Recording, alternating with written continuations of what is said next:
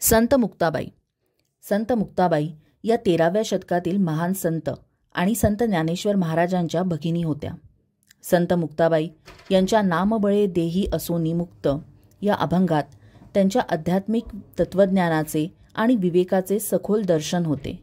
या अभंगात त्यांनी आपल्या देहात असतानाही मुक्त अवस्थेत असण्याचे वर्णन केले आहे. मुक्ताबाई म्हणतात की जरी देहधारी असलो तरी मनाने आणि आत्म्याने मी मुक्त आहे.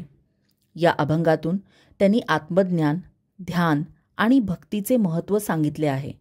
संसाराच्या मोहजालात अडकून न राहता परमेश्वराच्या नामस्मरणाने आणि भक्तीने मुक्ती साधण्याची शिकवण त्यांनी दिली आहे. नामबळे देही असोनी मुक्त.